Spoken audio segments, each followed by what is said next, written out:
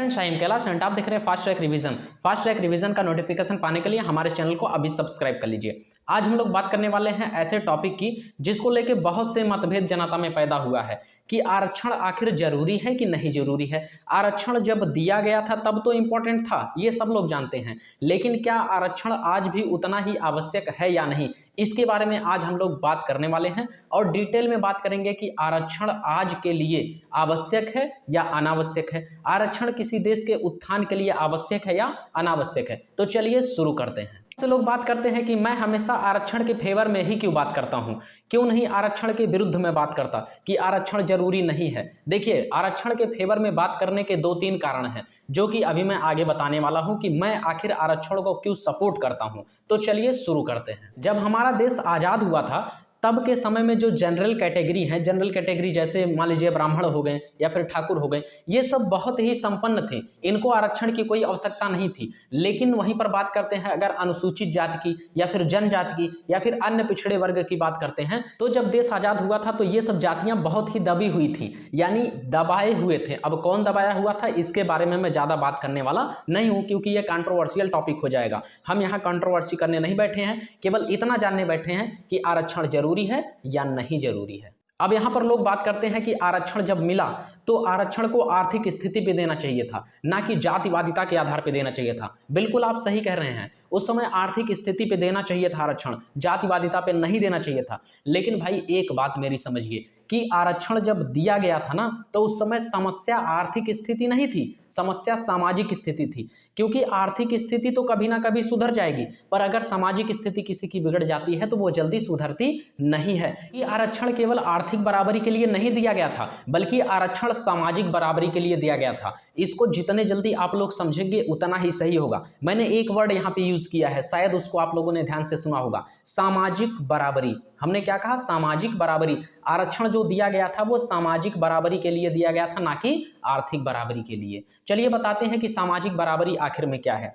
जैसे अज्यूम करिए कि कहीं पर मान लीजिए कोई कितना भी गरीब जनरल कैटेगरी का व्यक्ति हो, चाहे वो ब्राह्मण हो और चाहे वो ठाकुर हो, कहीं पर भी जाता है वो तो उसे साथ सम्मान बैठा दिया जाता है। अरे ठाकुर साहब आके बैठिए, बाबू साहब बैठिए, अरे पंडित जी आके बैठिए। लेकिन वहीं पर अगर कितना भी बड़ा एससी कैटेगरी का कोई हो जाए या फिर एससी कैटेगरी का हो जाए, फिर भी उसे उस लेवल की सामाजिक स्थिति नहीं प्रदान की जाती है, ना ही उस लेवल का उसको सम्मान दिया जाता है। कहीं पर आपने देखा है कि एससी कैटेगरी का डीएम हो और उस डीएम को उतना ही सम्मान दिया जाए जितना कि एक ब्राह्मण डीएम को दिया जाता है? नहीं दिया जाता है। ये यहाँ पे ये नहीं कह रहा हूं कि ब्राह्मण गलत होते हैं, मैं किसी को भी गलत नहीं कह रहा हूं, केवल मैं इतना कहने का प्रयास कर रहा हूं कि जैसे मान लीजिए हम लोग ब्राह्मण को जितनी इज्जत देते हैं उतनी इज्जत हमें एससी कैटेगरी हो, एसटी कैटेगरी हो या फिर कोई भी कैटेगरी हो, सबको उतनी ही इज्जत देनी चाहिए। जिस दिन ये मानसिकता दिमाग में आ गई कि व्यक्ति की पहचान उसके कर्मों से होती है, ना कि उसके जाति या धर्म से, उसी दिन मैं कहता हूं कि आरक्षण हटा देनी चाहिए। लेकिन जब तक ये मानसिकता दिमाग में रहेगी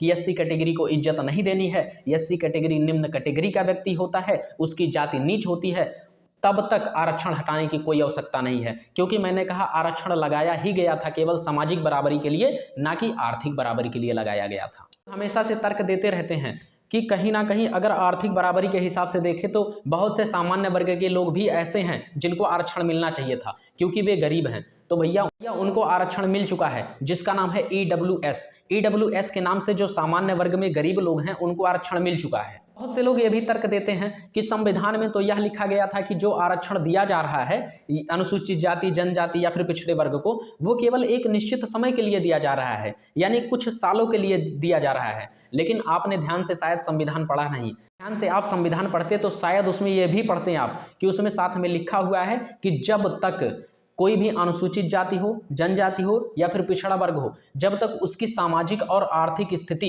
सामान्य वर्ग की तरह नहीं हो जाएगी, जब तक उसकी सामाजिक स्थिति सामान्य वर्ग की तरह नहीं होगी, जब तक उसके साथ सामान्य वर्ग की तरह व्यवहार नहीं किया जाएगा, तब तक आरक्षण चलना ही चाहिए। यह भी साथ में लिखा गया है संविधान में। कहीं ना कहीं ये लगता है कि आरक्षण जो दिया गया है वो बिल्कुल सही दिया गया है और आरक्षण अभी चलना चाहिए। इसका कारण समझिए, पहले ध्यान से समझिए। मैं किसी को बुरा भला नहीं कह रहा हूं, ना ही ये कह रहा हूं कि किसी की भावनाएं गलत हैं, भावनाएं सबकी सही हैं, लेकिन आरक्षण देना उचित क्यों है इस बात को समझने का प्रयास करिए।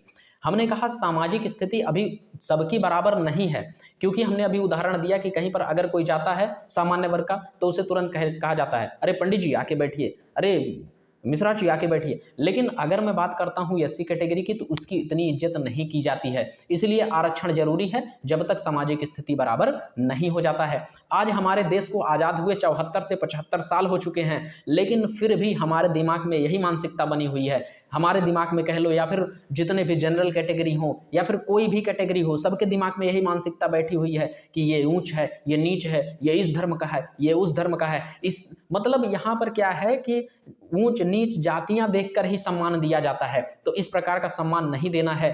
व्यक्ति की पहचान उसके कर्मों से होती है, ना कि उसकी जाति देख के, ना कि उसका धर्म देख के।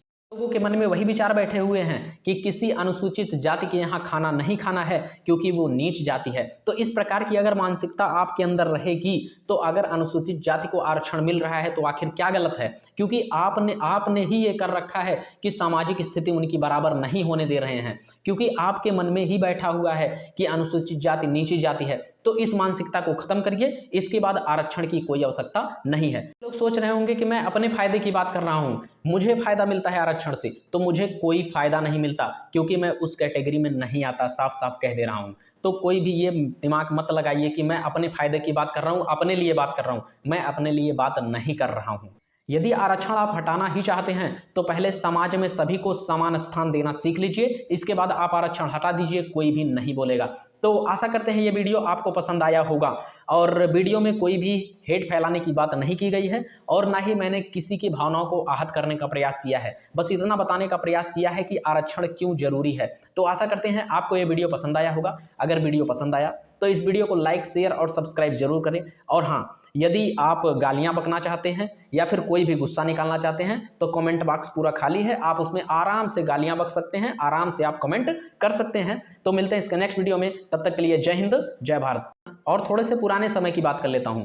तो पुराने समय में जो गांव के कुएं होते थे ना, उस कुएं से एसटी और एससी कैटेगरी को पानी पीने का भी अधिकार नहीं था, ताकि कहीं एससी एसटी उस कुएं से पानी निकाल कर ना पी ले। जब आप किसी के साथ इतना दुर्व्यवहार करेंगे तो आखिर कैसे आरक्षण हट सकता है? आरक्षण इसलिए जरूरी है, जब तक सामाजिक स्थिति बराबर नहीं होती है तब तक आरक्षण होना ही चाहिए। तो मिलते हैं इसके नेक्स्ट वीडियो में, तब तक के लिए जय हिंद, जय भारत।